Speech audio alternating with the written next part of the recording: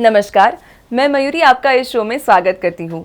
आज हमारे साथ है Shri Datta Leela homeopathic hospital and critical care healing centre से एक सीनियर डॉक्टर सुचिता पटेल, और इन्होंने एमडी किया है। पिछले 5 सालों से ये पुणे में होम्योपैथी प्रैक्टिस करती आई है और आज हमारे साथ ये बात करने वाली है इमरजेंसी और होम्योपैथी के बारे में। So doctor Suchita, welcome to the show. नमस्कार डॉक्टर सुचिता, और आपका हमारे शो पे हार्दिक स्वागत है। तो आइए देखते हैं एक छोटा सा audio visual Shri Datta Leela homeopathic hospital and critical care healing centre और इनके बारे में। Shri Datta Leela homeopathic hospital and critical care healing centre. यहाँ गंभीर से गंभीर बीमारियों का इलाज होता है।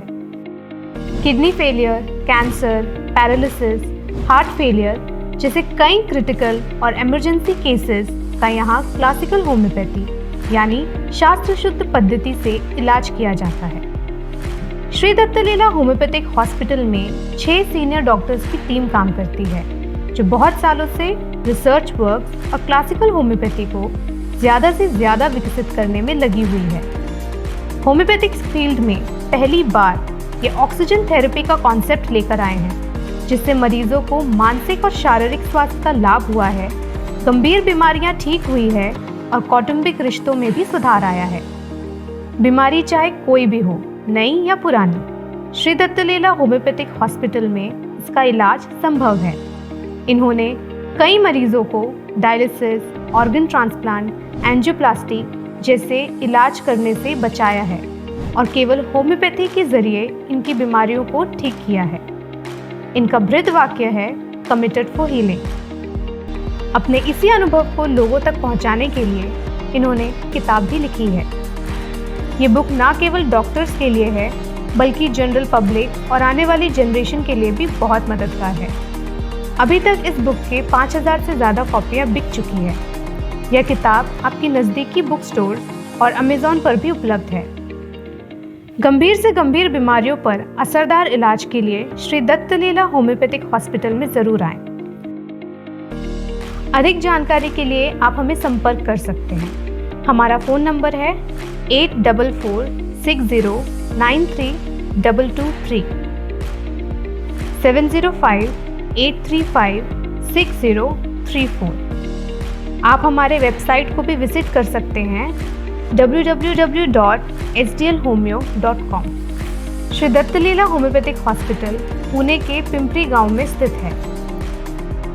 आप हमारे YouTube चैनल SDL होम्योपैथी को सब्सक्राइब कीजिए और हमें इंस्टाग्राम और हमारे फेसबुक पेज SDL होम्योपैथी पर भी फॉलो कीजिए।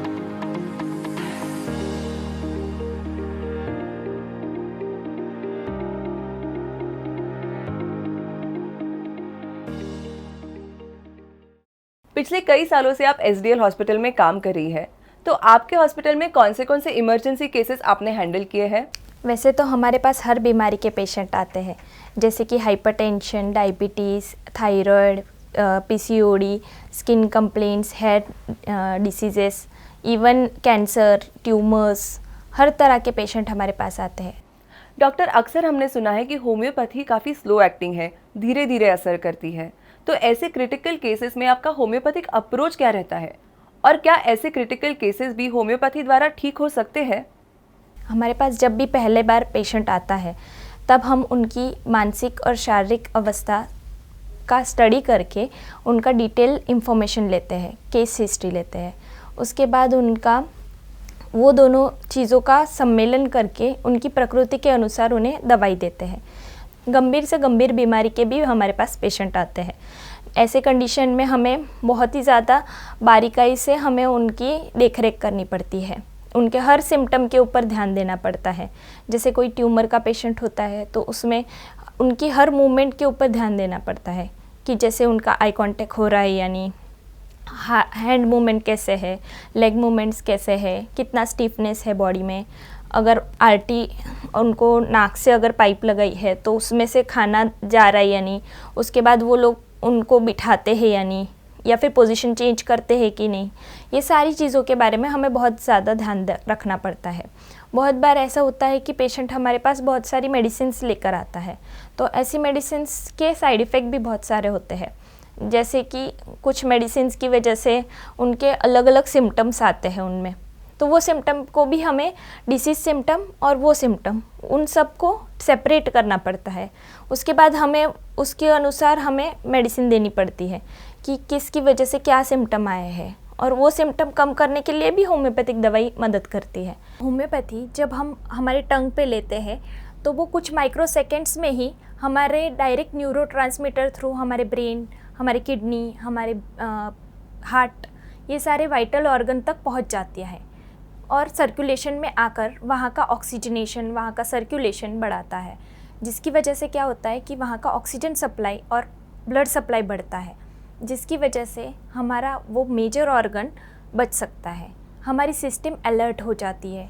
अलर्ट हो जाती है मतलब क्या होता है कि वहाँ पे सारे जो सेल्स टू सेल कम्युनिकेशन होता है, तो वो सेल टू सेल कम्युनिकेशन बहुत ही ज़्यादा अच्छे से होने लगता है और तुरंत सिग्नलिंग पहुँचना शुरू हो जाती है हमारे ब्रेन तक।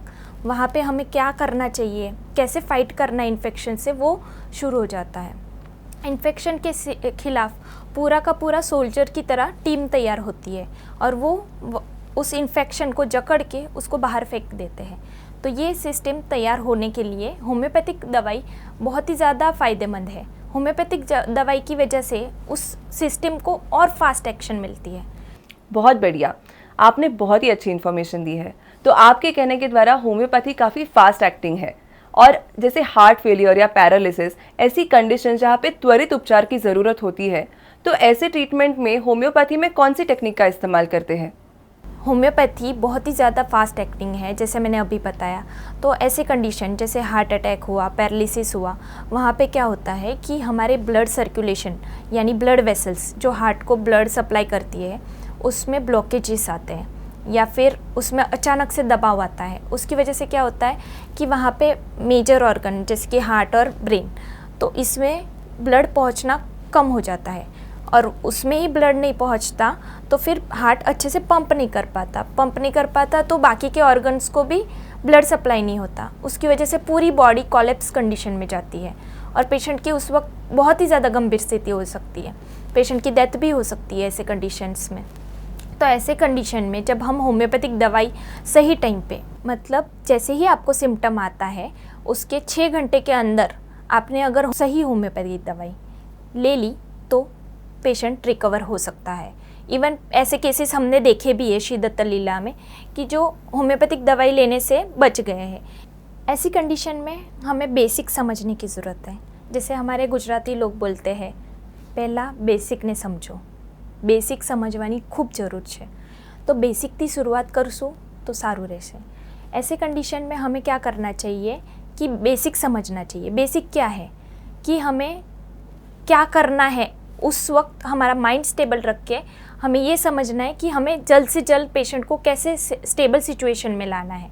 सॉल्यूशन ओरिएंटेड ज़्यादा सोचना है, हमें घबराना नहीं है, पैनिक नहीं होना है। ऐसे ही एक केस हमारे पास आई थी जिसमें स्ट्रोक का पेशेंट था, जिसको पैरालिसिस आप बोल सकते हैं, पैरालिसिस का अटैक आया था। उसकी लेफ़्ट साइड पूरी की पूरी वीकनेस हो गई थी। अचानक से रात में वो कंडीशन हुई, पर उन्होंने एक अच्छी चीज़ की कि तुरंत सर को फ़ोन किया और उन्होंने होम्योपैथिक दवाई मंगा ली। और होम्योपैथिक दवाई देने की वजह से क्या हुआ कि उसका जो ब्रेन होता है हमारा, उसके आजू बाजू कोलेटरल्स तैयार होने शुरू हो गए जल्द से जल्द। कोलेटरल मतलब क्या होता है, जैसे हमारा ब्रेन होता है तो ब्रेन के आजू बाजू चारों तरफ से सप्लाई होता है, ब्लड सप्लाई होता है। तो ऐसे में अगर एक में से एक मेजर वेसल या दूसरी मेजर वेसल या तीसरी मेजर वेसल, इसमें अगर ब्लॉकेजेस आते हैं तो क्या होता है कि दूसरे जो छोटे छोटे ब्लड वेसल नए तैयार होते हैं और उसकी वजह से उसको अच्छे से ब्लड सप्लाई मिलता है और वो ऑर्गन बच सकता है। तो उसकी केस में भी वही हुआ कि उसको टाइम पे होम्योपैथिक दवाई दी गई, तो उसकी वजह से उसको जो ऑक्सीजन कम पड़ने की वजह से या ब्लड कम पड़ने की वजह से ब्रेन डेथ हो सकती थी, उससे वो बच पाया। ऐसी एक केस हमारे पास आई थी। वो पेशेंट 65 इयर्स मेल पेशेंट है और वो हमारे पास हार्ट डिसीज़ के लिए आया था। उसको सारे आर्टरीज मेजर वेसल्स में ब्लॉकेजेस बताए गए थे। उसको एंजियोप्लास्टी पॉसिबल नहीं थी और उससे बाईपास सर्जरी के लिए एडवाइस किया गया था। तो उसे वो फाइनेंशियल प्रॉब्लम होने की वजह से वो हमारे पास होम्योपैथिक ट्रीटमेंट के लिए आया था। जब वो हमारे पास आया तब उसे बहुत ही ज़्यादा पाल्पिटेशन, मतलब थोड़ा सा भी डिस्टेंस अगर वो चलता था तो उसको बहुत ज़ोर ज़ोर से उसकी सांस फूलने लगती थी, उसको हार्ट बीट बढ़ जाती थी, या फिर उसको ऐसे अचानक से पसीने छूटने लग जाते थे, वो चल नहीं पाता था। इवन कुछ कदम पे ही उसको ये सारे सिम्टम आने लग जाते थे। जब हमारे पास आया तब हमने उसको उसकी पूरी डिटेल इंफॉर्मेशन लेकर उसकी डिसीज़ के अकॉर्डिंग सारी चीज़ें बताई उसे और होम्योपैथिक मेडिसिन चालू की। होम्योपैथिक मेडिसिन चालू करने के कुछ दिनों के बाद, कुछ वक्त के बाद हमने उसका 2D को फिर से करवाया। 2D को टेस्ट में उसके जो मेजर वेसल्स थे उसमें ब्लॉकेजेस कम होने लगे और इवन कोलैटरल्स भी तैयार हो चुके थे, जिसकी वजह से उसका ब्लड सर्कुलेशन बेहतर था। इवन उसके जो पाल्पिटेशन की कंप्लेंट थी या फिर उसको धाप लगने की तकलीफ़ थी, वो सारी कंप्लेंट कम हो गई। ये बहुत ही सुखद अनुभव है और डॉक्टर ऐसी गंभीर स्थिति में भी पेशेंट को बचाना बहुत बड़ी बात है। तो अभी तक हमने बात की बड़ों के बारे में, बड़ों की बीमारियों के बारे में, अब बच्चों के बारे में बात करते हैं। क्या बच्चों की बीमारियों में भी होम्योपैथी असर करती है? आप बोल रहे हैं कि बच्चों में, नवजात शिशु में, तो नवजात शिशु में कॉमनली होने वाली बीमारियां क्या होती है? जॉन्डिस, जो नॉर्मली हर बच्चे में पैदा होते ही होता है, पर कभी कभी किसी में बढ़ जाता है, उसकी लेवल बढ़ जाती है, तो उसकी वजह से प्रॉब्लम आ सकते हैं। या फिर कभी किसी को पेशाब या स्टूल करने में प्रॉब्लम होती है, तो ऐसे कंडीशन में भी होम्योपैथी बहुत ही ज़्यादा गुणकारी है।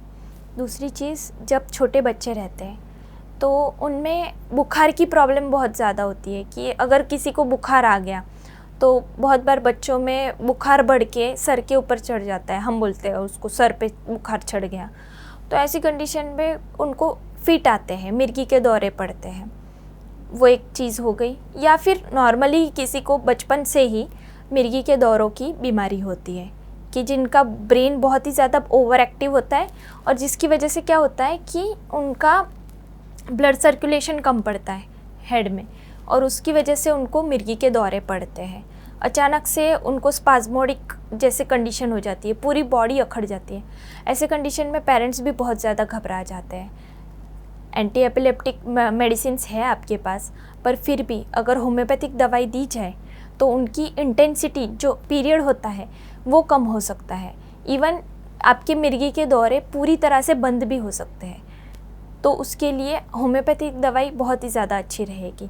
उसकी वजह से क्या होता है कि आपका फीवर, जो बुखार है, वो उस लेवल तक पहुंचेगा ही नहीं, और पहुंचा तो भी उसके बाद मिर्गी के दौरे नहीं पड़ेंगे। देखा आपने, बच्चों से लेकर बड़ों तक कोई भी उम्र का इंसान होम्योपैथी द्वारा ट्रीटमेंट ले सकता है। लेकिन डॉक्टर, जैसे आपने बताया कि बड़ी बड़ी गंभीर बीमारियों को भी होम्योपैथी में इलाज है, लेकिन अभी इन बीमारियों के लिए अलग अलग एडवांस टेक्निक्स है, ट्रीटमेंट्स है, तो ऐसे में लोग होम्योपैथी क्यों चुने? जी, आप बिल्कुल सही कह रहे हैं कि होम्योपैथी क्यों लेनी चाहिए। जब आपके पास मॉडर्न साइंस है, मॉडर्न टेक्निक्स है, तो वो छोड़ के आपको होम्योपैथी की तरफ जाने की क्या ज़रूरत है, और आप ऐसा क्यों सोचे कि होम्योपैथी लेनी चाहिए? तो मैं ये कहना चाहूँगी, सबसे पहले तो होम्योपैथी के कोई साइड इफ़ेक्ट नहीं है। बाहर ऑपरेशन करवा के बहुत सारे ऑर्गन्स निकालने पड़ते हैं। बहुत सारी फीमेल्स में मेनोपॉज के टाइम पे ब्लीडिंग हो के, या फिर बहुत सारी कंप्लेन आके ल्यूकोरिया की वजह से, ये सब की वजह से उन्हें अपना मेजर ऑर्गन यानी कि यूटेरस, गर्भपिशवी, वो निकालने की ज़रूरत पड़ती है।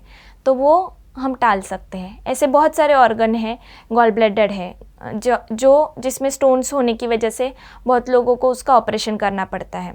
अगर होम्योपैथी से अगर ये सारे सिम्टम रुक सकते हैं और आपका मेनोपॉज अच्छा हो सकता है, आपके गॉल ब्लैडर स्टोन बेटर हो सकते हैं, निकल सकते, पास हो सकते हैं, किडनी स्टोन पास हो सकते हैं, अगर ये सारी चीज़ें नॉर्मली ही अच्छी हो सकती है होम्योपैथिक लेकर, तो फिर ऑपरेशन कराने की ज़रूरत ही क्या है?